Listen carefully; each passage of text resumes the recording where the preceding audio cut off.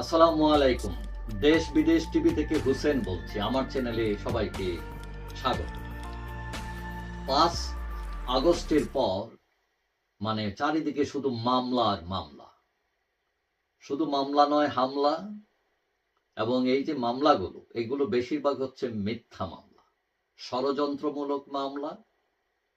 এখন এই যে মামলা হচ্ছে, মানুষকে ভোগান্তি দেওয়া হচ্ছে, হেনস্থা করা হচ্ছে, এগুলো অনেকটা পরিকল্পিতভাবে করা হচ্ছে। এবং এটা নিয়ে বিতর্কে লিপ্ত হয়েছেন মানবাধিকার কর্মীরা। এমনকি সরকারের অনেক কর্মকর্তারাও অভিযোগ করেছেন, সমালোচনা করেছেন যে এইগুলো কি হচ্ছে। এমনকি সরকারের উপদেষ্টা আসিফ নজরুল বলেছেন যে এই ধরনের মামলার কারণে সরকারও বিব্রত হচ্ছে। এবং এই সব মামলায় টার্গেট হচ্ছে রাজনৈতিক কর্মী, আওয়ামী লীগ, আমলা, সাংবাদিক, কেউ রেহাই নাই। এখন এই অবস্থা চলতে থাকলে এটা তো একটা ভয়ের রাজ্যে পরিণত হবে বাংলাদেশ।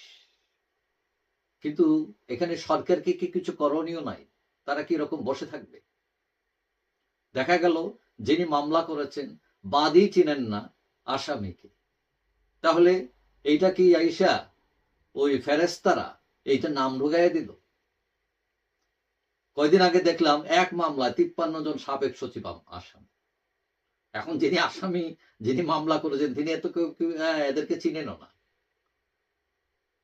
তো অনেকেই বলেন যে এরকম মামলা আওয়ামী লীগ আমলে হয়েছে ঢালাও ভাবে, বিশেষ করে বিরোধী পক্ষকে শাস্তি দেওয়ার জন্য। এখন এই সরকারে যদি এরকম করে, বা সরকার বলছে তারা করছে না, এটা পাবলিক করছে, কিন্তু মামলা করলেই সাথে সাথে ধরতে হবে, জেলে ঢুকাইতে হবে, এই মামলার সাথে যার নাম আসছে তারা সবাই সম্পৃক্ত কিনা, সবাই অপরাধী কিনা, তারা সন্দেহের মধ্যে পড়েন কিনা, এগুলো তো যাচাই বাছাই করবে। বিশেষ করে থানার ভূমিকা, তারা যদি ক্ষতিও না দেখে এবং যেই আসলো একটা লিস্ট দিয়ে দিল আর তারা বন্দুক টন্দুক নিয়ে দৌড়ানি শুরু করলেন এদের ধরার জন্য, তাহলে তো আর রাজনীতি থাকলো না, তাহলে তো আর গণতন্ত্র থাকলো না। অবশ্য পুলিশ প্রধান গতকাল দেখলাম তিনি হুঁশিয়ারি উচ্চারণ করছেন যে খতিয়ে দেখা না হলে এটার ব্যবস্থা নেওয়া হবে। আবার এখানে তো একটা ভূমিকা নিতে পারে আদালত, এবং সরকারও একটা ভূমিকা নিতে পারে। যেমন যে জামিন, তারা বিরোধিতা নাও করতে পারে। সরকার যদি মনে করে যে এই লোকটা ইনোসেন্ট, তাহলে তারা জামিন দিতে বিরোধিতা করবে না। এবং কোর্ট চাইলে, আদালত চাইলে মামলাকে খারিজও করে দিতে পারে। যদিও আইনে আছে, কেউ যদি মিথ্যা মামলা করে, হয়রানিমূলক, ষড়যন্ত্রমূলক, হেনস্থা করার জন্য মামলা করে, তাহলে এর বিরুদ্ধেও পাল্টা ব্যবস্থা নেওয়া যায়। কিন্তু সমস্যা হচ্ছে যে পরিস্থিতি এরকম যে মানুষ অনেকে আত্মগোপনে আছে, ভয়ে আছে, তাকে যখন ধরা হয় সে তখন ইয়ানস্সি করতে থাকে, কেমনে বাঁচবে। সে যে পাল্টা আরেকটা মামলা করবে, ওই লোকের বিরুদ্ধে লড়বে, এটার তো সুযোগই নাই। আবার এদিকে মামলা করা হচ্ছে, অনেকেই মনে করেন এটা একটা বাণিজ্য, আতঙ্ক তৈরি করা হচ্ছে। অনেকে আছে যে রিভেঞ্জ নেওয়ার জন্য পরিকল্পিতভাবে এগুলো করছেন, ষড়যন্ত্রমূলক।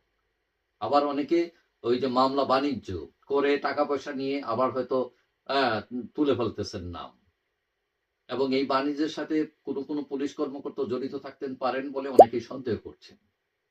এখন এইটা কিন্তু সরকারের ইমেজকেও নষ্ট করছে। প্রশ্ন উঠছে গণতন্ত্রে।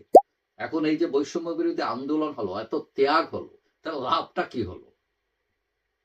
এবং এই পর্যায়ে যদি চলে তো মানুষই তো একসময় খেপে যাবে যে এগুলো কি হচ্ছে।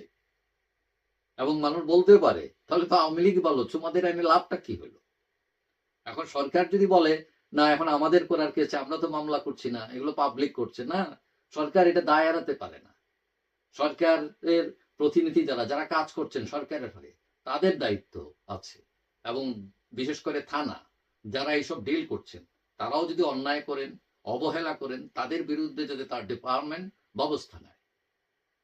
যাই হোক, কথা হলো কোনো মানুষ, সাধারণ মানুষ, নিরহ মানুষ, নিরাপরাধ মানুষ যাতে হেনস্থার শিকার না হয়, অত্যাচারের শিকার না হয়, এইটাই হলো আসল কথা, সে যে দলই করে। যাই হোক, সবাই ভালো থাকবেন। আশা করি দেখা হবে অন্য কোনো ভিডিওতে, ইনশাআল্লাহ। আল্লাহ হাফিজ।